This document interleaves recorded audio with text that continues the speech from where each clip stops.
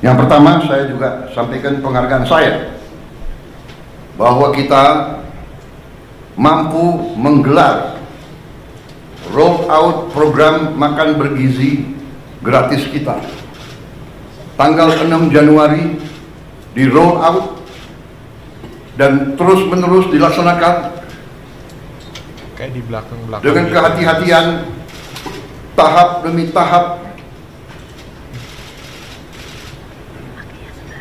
Sampai hari ini saya dapat laporan barusan sudah lebih dari 1000 titik. 1000 berapa? 1286. Yang total penerima makan bergizi sekarang sudah di atas 3 juta. 3,4 juta di awal Mei, dan diperkirakan akhir Mei akan mencapai 4 juta, dan di akhir Juni akan mencapai 6 juta, dan di akhir Juli akan mencapai 22 juta. Akhir Agustus 22 juta, sehingga di akhir November 2025 akan mencapai 82,9 juta penerima manfaat. Ini dari segi manajemen fisik, ini adalah upaya yang luar biasa. Kita selenggarakan catering untuk acara perkawinan yang tamunya 3.000 orang aja, ya kan? Setengah mati itu catering, benar kan? Dan tidak sering bahwa catering itu ada yang keracunan. Makan biasanya catering itu kalau di kawinan catering makannya ya begitu-begitu aja kan? Sudah mahal, ya kan? Saudara-saudara, hari ini memang ada yang keracunan. Yang keracunan sampai hari ini dari 3, sekian juta, kalau tidak salah di bawah 200 orang. Yang nginep, yang rawat nginep hanya 5 orang. Jadi bisa dikatakan yang keracunan atau yang nggak perutnya nggak enak sejumlah 200 orang itu 200 dari 3, sekian juta, kalau tidak salah adalah 0,005. Berarti keberhasilannya adalah 99,99%.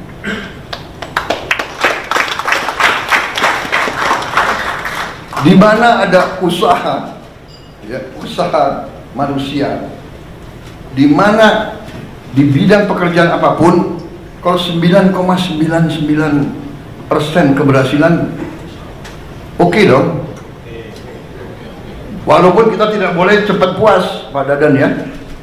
Kita harus lihat nanti Desember 2025. Tapi saya hargai karena Kepala Badan BGN dan seluruh jajarannya mengatakan, Pak, sasaran kita adalah zero penyimpangan, zero kesalahan. Dan kita mengerti, tidak gampang. Di dapur itu yang bekerja 50 orang, satu dapur yang bekerja 50 orang, ya kan? Yang saya sidak bagus, pakai tutup kepala, sarung tangan, baju kayak apa itu? APD.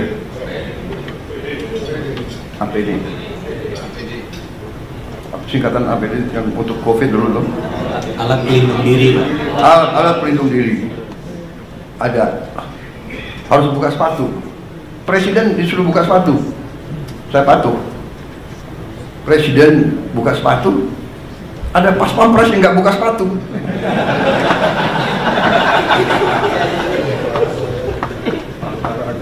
Dia semangat harus menjaga.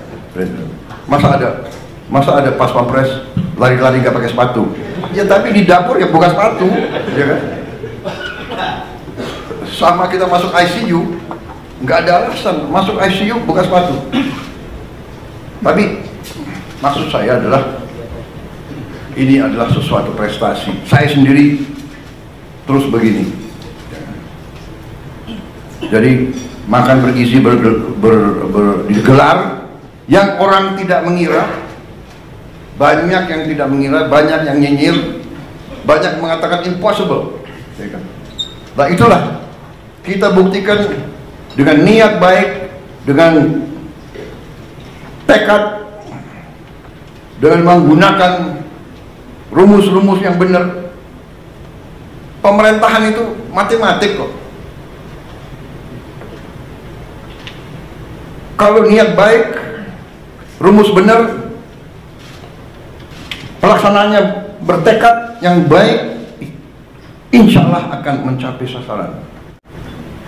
Tapi kalau kita punya niat yang tidak baik, pemimpin sudah datang niat untuk cari kekayaan dirinya, kekayaan kelompoknya, kekayaan partainya, nah ini pasti menyimpang. Sudah pasti. Tidak usah orang pinter untuk menilai seperti itu. Makanya saya terima kasih. Ini sesuatu yang objektif. Makan bergizi berjalan. Apakah ada kekurangan? Ada. Dan kekurangannya itu juga karena adat istiadat budaya kita juga. Saya masuk satu ruangan anak-anak 30 orang, yang 20 mau pakai sendok, ada 10 yang nggak mau pakai sendok. Ya tidak salah dia terbiasa makan tidak pakai sendok, tapi kita mendidik dia, kita mengajarkan dia cuci tangan. Jadi bisa saja yang keracunan adalah hal-hal seperti itu, hal-hal sepele tapi mendasar, dan mungkin gurunya ya sayang sama anak-anaknya, dan mungkin juga dalam paket itu kepala BGN dalam ompreng yang diberikan mungkin tidak ada sendoknya, bener kan? Nah, jadi inisiatif orang tua membekali sendok. Nah ini mungkin harus disosialisasikan ya kan? Atau memang kita bisa cari sendok-sendok yang tidak terlalu mahal, ya kan? Yang kedua juga yang saya lihat pelaksanaan dari BGN yang juga terpengaruhi oleh adat istiadat atau kebiasaan. Selain tadi ada yang anak-anak yang malas cuci tangan, ya kan, tidak mau pakai sendok, ya kan. Ada juga, maaf, yang nggak biasa dengan makanan-makanan. Sebagai contoh, ada yang pertama-tamanya kalau dikasih susu dia nggak cocok kasih susu karena dia tidak pernah minum susu seumur hidupnya. Itu namanya lactose intolerant. Ya, tapi setelah berapa minggu, kalau pertama-tama saya kira 2 minggu pertama dia akan, istilahnya akan apa? Diare. Ya kan? Karena ada wartawan, saya pakai istilah yang ilmiah, diare. Kalau istilah sehari-hari apa? Saudara-saudara, masalahnya itu dia nggak pernah minum susu. Kita kasih susu, dia butuh waktu penyesuaian. Tapi on the whole, makan bergizi ini adalah sesuatu yang menurut saya cukup membanggakan. Banyak pimpinan negara datang ke Indonesia yang dibahas antara lain makan bergizi.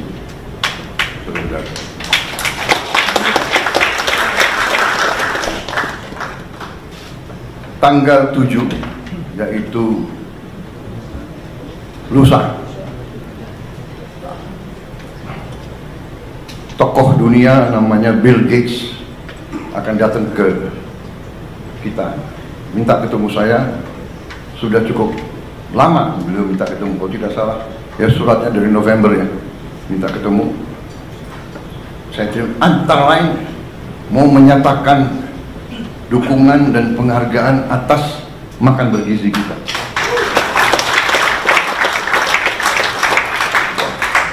Saya merasa sangat besar hati, tapi saya merasa jangan memuji kita, kita belum berhasil. Kita berhasil insya Allah Desember 2025. Kalau kita buktikan bahwa kita bisa menyelenggarakan 80, kita bisa antar makanan tiap hari ke 82,9 juta rakyat kita dalam keadaan bersih, keadaan aman, keadaan bergizi. Pada saat itulah boleh kita terima ucapan selamat. Tapi karena beliau mau datang, beliau saya dengar mau menyatakan solidaritas sama kita, bahkan beliau mau bantu kita. Saya tidak tahu bentuknya apa, hanya saya katakan bahwa kita diberi bantuan, tidak diberi bantuan, diberi penghargaan, tidak diberi penghargaan, kita laksanakan ini karena kita yakin bahwa ini benar dan ini adalah suatu investasi di anak-anak kita, dan bahwa kita harus mengurangi kemiskinan di rakyat kita. Saya sering terharu. Saya dapat laporan dari Menteri Sosial, baru datang dari Jawa Tengah. Beliau cerita, karena kita juga dalam waktu dekat akan buka minimal 100 sekolah berasrama yang dialamatkan untuk saudara-saudara kita, rakyat kita yang berada dalam kelompok ekonomi yang paling rendah, desil 1 dan desil 2.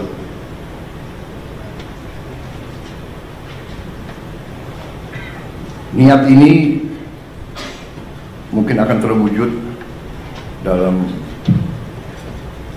tahun ini juga. Menteri Sosial dan Menteri Pendidikan Dasar Menengah bertekad bahwa 53 sekolah akan digelar bulan Juli ini. Bolak-balik saya katakan, jangan dipaksa, ya. Berbuat, tapi kita tidak usah ngejar tanggal. Yang penting kita berbuat. Tapi mereka yakin, mereka ingin mendapat hasil terbaik cepat. Saya silakan. Tapi ujungnya nanti saya kira ini akan sangat dirasakan oleh orang yang paling bawah. Tadi kembali kepada prestasi kita selama 6 bulan. Karena ini keputusannya memang dalam waktu 6 bulan, ya, keputusan, kebijakan, mereka sudah kerja. Dikdasmen, Mensos sudah bekerja keras, sehingga kita sudah mendapat tawaran dari bupati-bupati dan wali kota seluruh Indonesia. Lebih dari 200 bupati wali kota sudah menyiapkan lahan. Karena saya katakan, kalau Pemda siapkan lahan, kita bangun. Dan kita sudah siapkan anggaran APBN. Ternyata sambutannya lebih dari 200, ya, Mensos sudah siapkan lahan antara sekitar 5 hektar sampai 8 hektar. Lumayan. Sekolah SD, SMP, SMA 5 hektar saya kira jarang tuh di Indonesia. Saya tadinya minta 20 hektar. Maksud saya antusiasme dari bawah. Jadi Dikdasmen sama Kensos dibantu KL-KL lain merencanakan ini sudah sangat teliti sampai mereka tahu titiknya di mana. Dan ini nanti sekolah-sekolah ini di titik kantong-kantong kemiskinan yang paling susah, paling miskin itu kita dirikan. Mereka sudah sampai demikian, mereka sudah tentukan, persiapannya sudah cukup matang. Ini saya kira akan dimatangkan 2-3 minggu lagi dan akan dilaksanakan dengan baik. Dan kita sudah merancang biaya pembangunan kampus tersebut yang cukup menurut saya hemat tapi bagus.